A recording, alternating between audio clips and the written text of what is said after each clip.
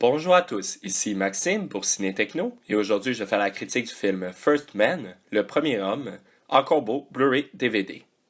Le film est réalisé par Damien Chazelle et met en vedette Ryan Gosling, Claire Foy, Jason Clarke, Kyle Chandler, Corey Stoll, Christopher Abbott et Chiron Innes. Il est distribué par les studios Universal Pictures et vous pouvez vous le procurer en magasin depuis le 22 janvier 2019. First Man relate l'entrée de l'astronaute Neil Armstrong dans le programme de la NASA. On découvre le trajet d'un point de vue très personnel qui l'a mené à devenir le premier homme à marcher sur la Lune. Le premier homme a été présenté au Festival de Venise durant l'été 2018.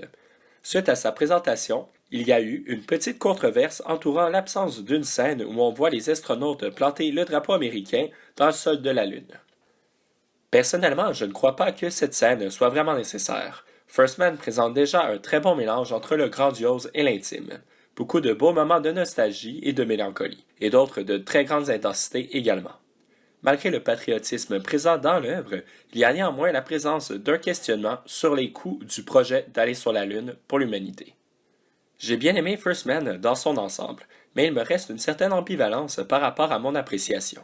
Dans les 144 minutes du film, il y a certains moments qui viennent chercher le spectateur par les tripes, mais également quelques longueurs. Le problème est un peu dans le scénario qui manque parfois de constance. Par moments, l'action avance très lentement, mais des fois, à l'inverse, on peut voir le personnage de Claire Foy, Janet Armstrong, passer de enceinte à ne plus l'être en dedans de 2 scènes.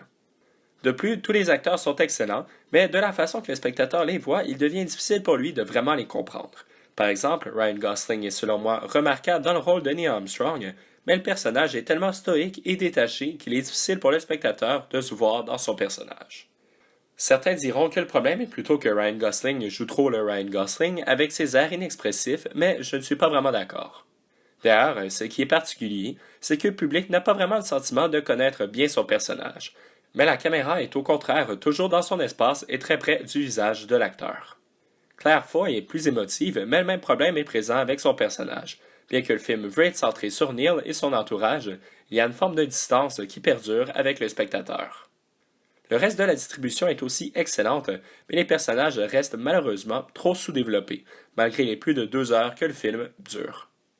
Mais au risque de me répéter, ces quelques bémols ne font pas de First Man un mauvais film, loin de là. En effet, First Man se démarque et vient chercher le spectateur à travers ses points plus techniques, comme on peut bien le voir dans les suppléments. Le film a d'ailleurs reçu plusieurs nominations aux Oscars pour des prix plus techniques durant la dernière semaine. Après La La Land, Damien Chazelle collabore encore une fois avec Justin Hurwitz pour la bande originale. Bien déçu qu'elle fût oubliée par les Oscars, d'ailleurs, parce que pour moi, la musique du film présente une de ses plus grandes forces. Les thèmes musicaux de Justin Hurwitz sont envoûtants et expriment tellement bien la tristesse et le courage des personnages.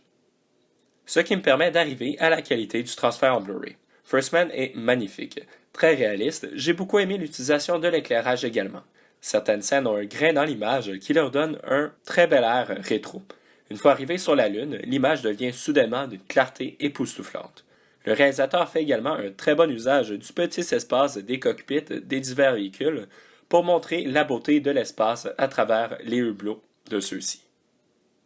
Piste sonore et format d'image. L'audio du Blu-ray est en anglais Dolby Atmos, français, espagnol Dolby Numérique plus 7.1, ainsi qu'en audio description anglaise 2.0. Sur le DVD, il y a anglais, français et espagnol Dolby Numérique 5.1, ainsi que l'audio description anglaise 2.0. Les sous-titres sont disponibles sur les 2 formats, en anglais pour sourds et muets, français et espagnol. Le format d'image du Blu-ray est panoramique 2,39 par 1, haute définition 1080 pixels. Pour le DVD, panoramique anamorphosé 2,39 par 1. Pour les suppléments, ils sont seulement en anglais avec les sous-titres en français, en anglais pour sourds et muets, ainsi qu'en espagnol. Tout d'abord, il y a les Deleted Scenes, qui durent 4 minutes, qui sont 2 belles petites scènes, mais je vois difficilement où elles seraient rentrées dans le film. Ensuite, Shooting for the Moon, qui dure 4 minutes, dans lequel on a les commentaires des acteurs, du réalisateur et des scénaristes par rapport au film. Preparing the Launch, qui dure 4 minutes, dans lequel on se questionne sur la perspective que prend le film sur cet événement. Giant Leap in One Small Step, qui dure 4 minutes, dans lequel il y a les commentaires des fils de Neil Armstrong, ainsi que quelques images d'époque. Mission Gone Wrong, qui dure 3 minutes, dans lequel on s'attarde à une des cascades précises qui a lieu dans le film. Putting You in the Seat, qui dure 7 minutes, dans lequel on aborde le film d'un point de vue plus technique et on s'attarde également au choix de prise de vue. Ce segment est vraiment un des plus intéressants.